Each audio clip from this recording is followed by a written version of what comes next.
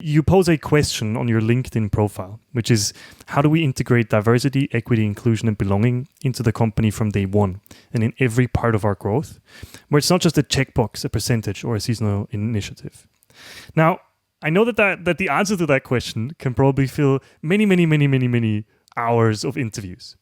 But maybe there's sort of a small taste, or what is the core of your belief around DEIB for you personally? Personally, for me, it ties back to a very specific word, paranoia versus pronoia. I didn't coin this term, and Adam Grant, who is an amazing researcher and is a public figure in organizational structures, he came up with that, and he has a beautiful TED Talk about it. But that word actually speaks to me in a very specific way about DEIB. And the reason is because when we talk about diversity and when we talk about equity and inclusion, oftentimes we don't talk about belonging.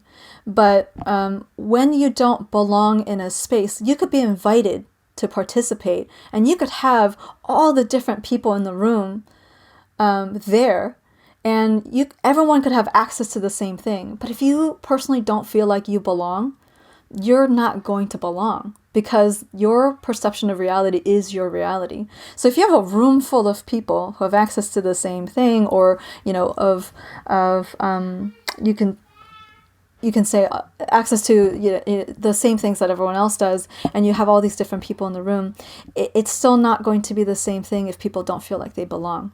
And so the idea of pronoia being the opposite of paranoia is that if we can build a culture of people deeply believing the person sitting next to me, the person across from me, and this is all very much figurative and not literal, since we're in 100% distributed company, and that's the future of our work at GraphCDN.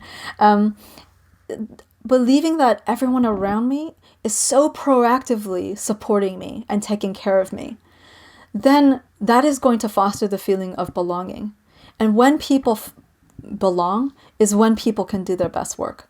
Because when you don't feel like you belong, your cognitive overhead is going to be occupied by certain levels of calculating, or assessing, or being defensive, or deflecting.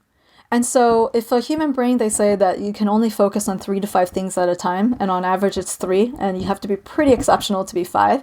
If you have a part of your focus being about what's going on there? Well, how am I being treated in that?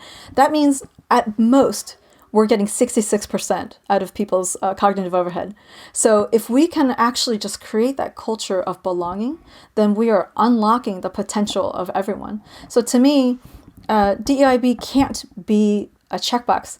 It can't be a statistic. It has to be part of every single thing that we do. And just that deep sense of belonging, it can be fostered in so many different ways.